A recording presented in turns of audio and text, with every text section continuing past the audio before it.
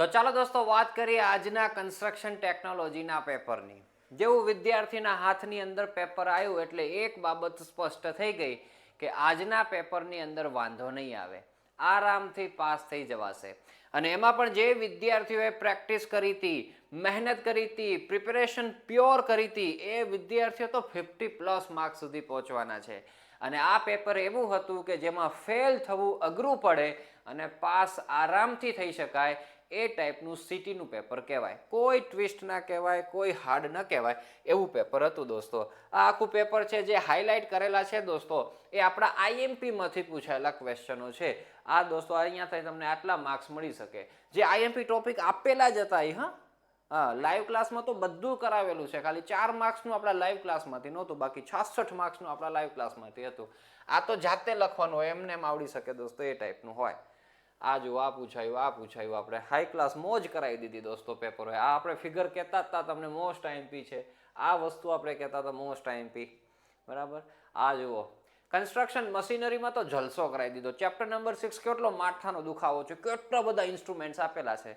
મેં તમને કીધું હતું કે આ ફેક્ટર અફેક્ટિંગ છે એ પૂછાશે જ, મોસ્ટ આઈએમપી છે. પ્રેમથી 7 માર્ક્સમાં પૂછાઈ ગયું. અને ઇન્સ્ટ્રુમેન્ટ એક પૂછ્યું દોસ્તો, એ પણ ઓરમાં આરામથી નીકળી જાય. અને બિલ્ડિંગ આઇટમમાં જે આ પ્લમ્બિંગ વાળું ને ઇલેક્ટ્રિક વાળું કામકાજ છે દોસ્તો, એ ઓરમાં નીકળી જાય. આ જ 2 વસ્તુ કરી દેવાય. આપણે આ દોસ્તો નથી કરાવેલી સ્કેચ, બાકી બધું કરાવેલું છે. આના 4 માર્ક્સ જાય, જેમને લાઈવ ક્લાસમાંથી વ્યવસ્થિત બધું પ્રિપેર કરેલું અને 66 માર્ક્સ આવી શકે. આ સ્કેચ એક નહોતી કરાવી. બાકી એન્ટી ટર્મેટ ટ્રીટમેન્ટ 7 માર્ક્સમાં પૂછી હોત તો મજા આવત દોસ્તો, ખાલી 3 માર્ક્સમાં પૂછી. આ જુઓ આ 3 મોસ્ટ આઈએમપીમાંથી દોસ્તો આવી ગયા છે. આ ગ્રીન બિલ્ડિંગના એડવાન્ટેજ ડિસએડવાન્ટેજ વિચારતા કરો. ડિપ્લોમા સેમ 1માં તમે ભણીને આવ્યા છો, કાંઈ જ ન ખબર હોય તો આરામથી તમે જાતે લખી શકો એવું છે. પૂછી નાખ્યું પ્રેમથી તો અહીંયા ફૂલ માર્ક્સ તમને મળી શકે. આ બધું ઓરમાં નીકળી જાય. કેટલું સારું વસ્તુ છે દોસ્તો. હવે જુઓ સારું શું હતું, ખરાબ શું હતું, એની થોડીક આપણે ચર્ચા કરીએ પેપરની અંદર. અને ખાસ તમારું પેપર કેવું ગયું છે દોસ્તો, એ કોમેન્ટની અંદર જરૂર જણાવજો. આટલું તો જો 48 માર્ક્સનું તો આપણે જે આઈએમપી યુટ્યુબ વિડીયો મૂકેલો છે એમાંથી આવ્યું. 66 માર્ક્સનું તો આપણે જે લાઈવ ક્લાસીસ આપણા ક્લાસમાં લીધેલા છે, શરૂઆત સેમ થયું ત્યારથી લઈને અત્યાર સુધી, 66 માર્ક્સનું સેમ 3 આપણા કોર્સમાંથી. યુટ્યુબ લાઈવ સેશન આપણે લીધેલું હતું, એમાંથી દોસ્તો 20 માર્ક્સનું આવી ગયું. લ્યો, ખાલી તમે લાઈવ સેશન કર્યું હોય તો 20 માર્ક્સ આવી જાય. 3 માર્ક્સ તો તમને એમને બીજું આરામથી લખી શકાય એવું હતું, એમાંથી મળી શકે. બીજું હવે ઇઝી ટુ પાસ હતું દોસ્તો. આ બધા ટોપિકો મસ્ત આપણા હાઇલાઇટ કરેલા છે. એ ટોપિકો આપણને આવી ગયા, એનાથી ટેસ્ટડો થઈ ગયો દોસ્તો. 40+ માર્ક્સ તો આરામથી આવતા હતા આમાંથી. બીજું શું, ચેપ્ટર 9માંથી જે કેટલી બધી દોસ્તો એડવાન્સ ટેકનોલોજી આપેલી છે, ડ્રોનની આપેલી છે તમને, અને બીજી બધી કેટલી આપેલી છે.